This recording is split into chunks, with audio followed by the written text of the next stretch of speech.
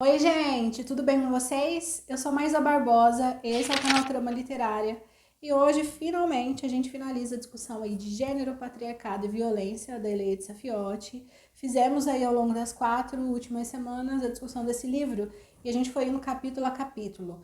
Cada capítulo, então, cada vídeo a gente discutiu um capítulo do livro para fazer uma discussão bem completinha, bem ampla, passando por todos os aspectos ou pela maioria dos aspectos possíveis aqui.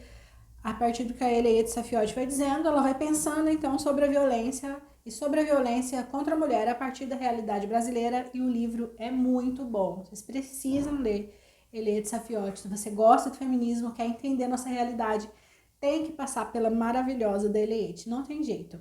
Hoje a gente chega então no último vídeo, no último capítulo, que é então o capítulo intitulado Não há Revolução Sem Teoria, tá entre aspas assim o título, porque é uma frase de Lenin. Então tá desse jeito, tem entre aspas o título do capítulo, Não há Revolução Sem Teoria, e aí logo abaixo tem um parêntese que está escrito frase de Lenin. É nesse capítulo então que a Eléa de Safiotti vai fundamental e vai basear qual que é a teoria que ela vai utilizando aqui para falar sobre gênero, para falar sobre patriarcado.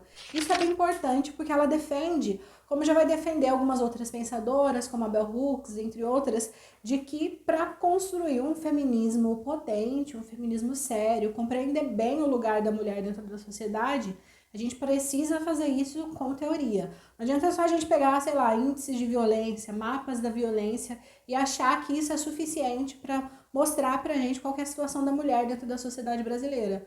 A gente precisa analisar esses dados e cruzar esses dados com as teorias que a gente tenha disponíveis aí, e ela parte aí dessa perspectiva. A partir daí a gente já vai pegando algumas coisas aqui. Quando ela cita então uma frase de Lenin para poder dar título para o capítulo, a gente já sabe então que Eléa de Safiotti está pensando numa teoria à esquerda, para dizer o mínimo. Então vamos lá conversar sobre o livro. Mas antes da gente começar, vocês já sabem, não se esqueça de se inscrever, ativar as notificações, compartilhar o vídeo, pega o link, manda num grupo de gente que você sabe que gosta de feminismo ou que você acha que precisa entender sobre feminismo, e ajuda a gente aí na divulgação. Bora lá. Também quero aproveitar para pedir para vocês, se vocês estão gostando dessa série, estou recebendo alguns feedbacks bem legais dessa discussão da Eliette em específico.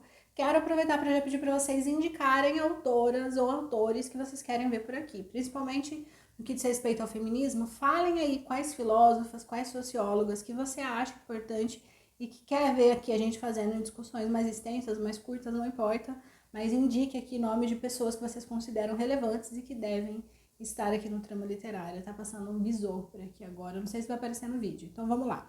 Esse é o capítulo mais denso, é o capítulo mais difícil de ler.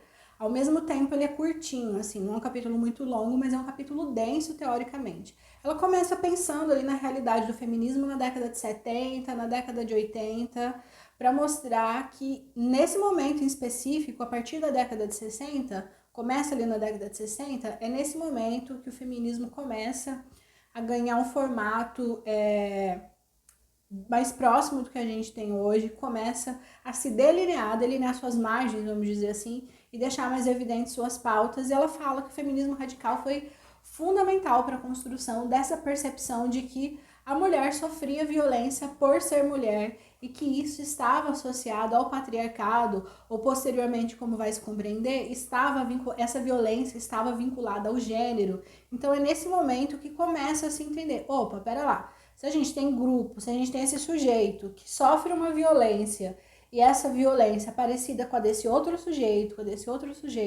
e quando a gente vai reunir todas essas violências, a gente percebe que todos esses sujeitos são mulheres, tem uma razão para isso estar acontecendo. Então ela começa a mostrar que o feminismo radical vai mostrar, dentro das discussões, dentro das abordagens, vai mostrar que a mulher ela está sofrendo uma violência, e essa violência está relacionada a questões ou do patriarcado ou de gênero. A gente já falou disso no vídeo passado, a respeito de que algumas feministas vão entender que a base da opressão é o patriarcado, e outras feministas vão entender que a base da opressão é o gênero, e algumas feministas vão construir a relação aí sexo-gênero, mas ela vai mostrar aqui que nesse momento em específico é o feminismo radical que vai construir, que vai mostrar de onde que está surgindo essa violência. Isso é fundamental.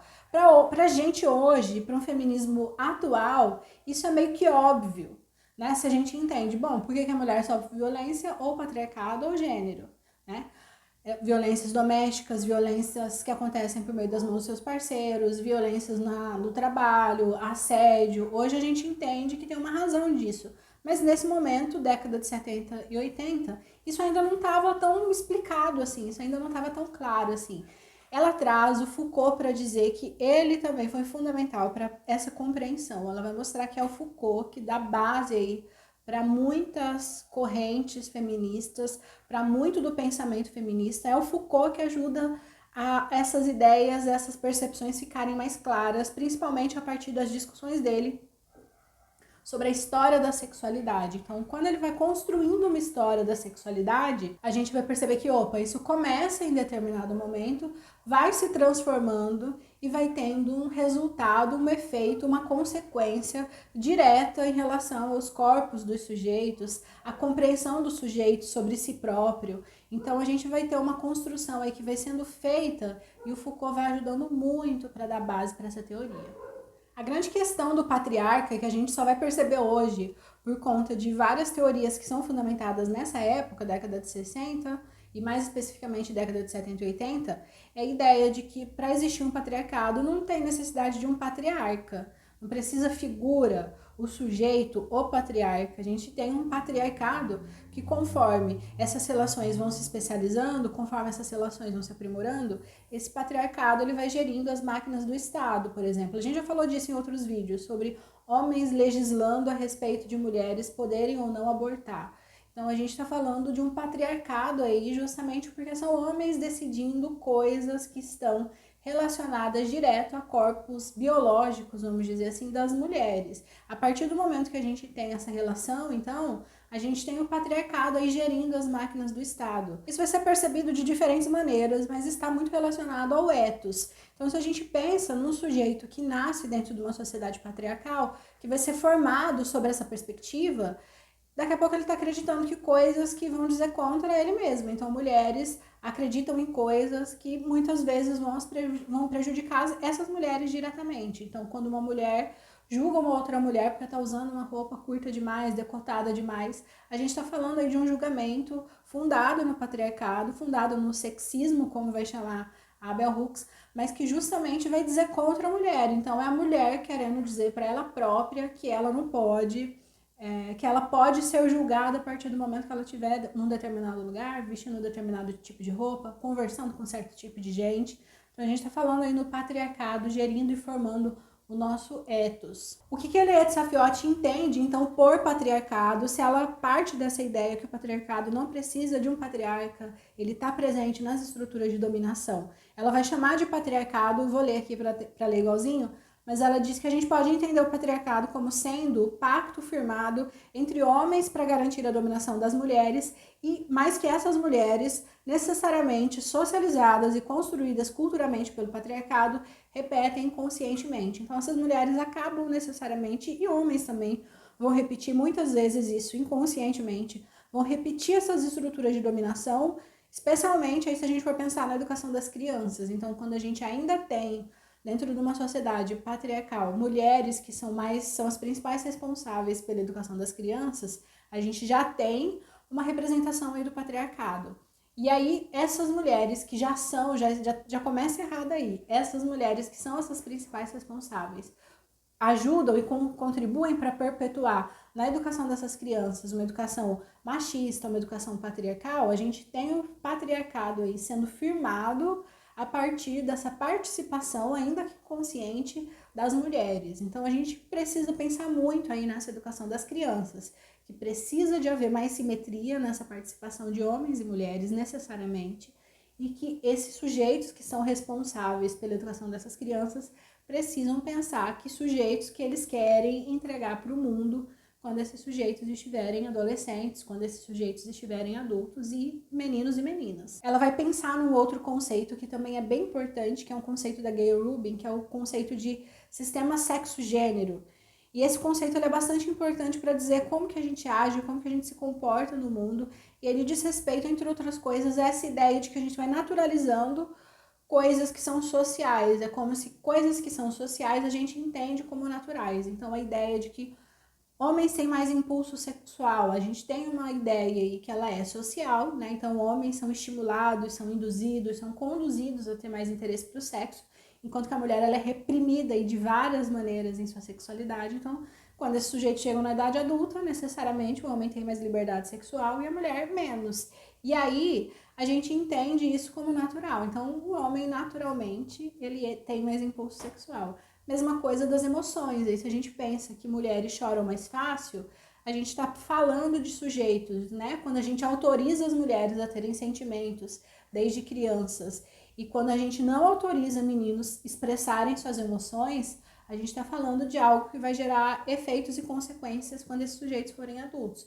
Mulheres vão conseguir falar das suas dores, das suas angústias, e homens necessariamente acham que eles não podem chorar ou só podem chorar em casos extremamente especiais. O exemplo que ela vai trazer, que é maravilhoso, é um que você com certeza já ouviu, que é aquela ideia de existir uma doença dos nervos. Então, quando a gente pega um sujeito, especialmente feminino, quando a gente pega uma mulher que está em uma determinada idade e essa mulher tem vários problemas relacionados à sua saúde, e vai se classificar essa mulher como tendo doença dos nervos. E essa doença ela vai estar relacionada a uma somatização de dores, de violências, de repressões que essa mulher vai sofrendo durante a sua vida, e quando ela chega numa certa idade, tudo isso culmina aí para o adoecimento do corpo dessa mulher. Então, esse adoecimento do corpo dessa mulher acontece aí por conta desse sistema sexo-gênero. Esse social vai dizendo tanto sobre aquele corpo, vai reprimindo tanto aquele corpo, que isso, de repente, vai ter um efeito para como essa mulher existe no mundo. Mais adiante, aí já caminhando para o fim do capítulo e para o fim do livro, ela vai trazer e vai pensar em vários aspectos dessa relação social e biológico, mas eu quero trazer 3 exemplos. Primeiro, que é o exemplo da questão do trabalho doméstico gratuito. A gente tem aí, ainda hoje, ainda no século XXI, as mulheres como sendo as principais responsáveis pelo trabalho de casa, por poder manter a sua casa organizada, assim como manter as crianças educadas. A mulher é a principal responsável por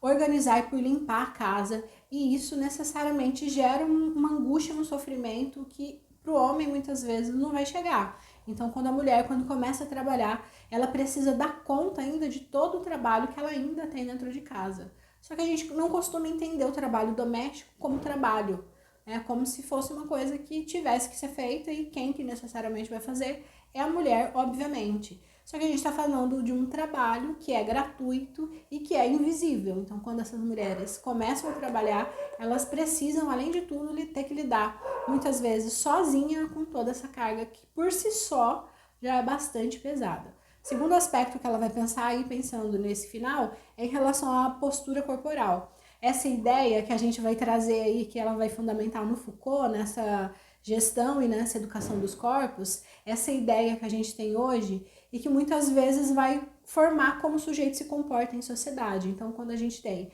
mais homens, por exemplo, que falam mais altos, que são incisivos, que se posicionam de maneira mais evidente, e mulheres que muitas vezes vão falar mais baixo, vão ser mais quietas, vão pensar e vão ponderar muito antes de emitir uma opinião, tem menos tendência a ser incisiva, deixar firme os seus pontos de vista.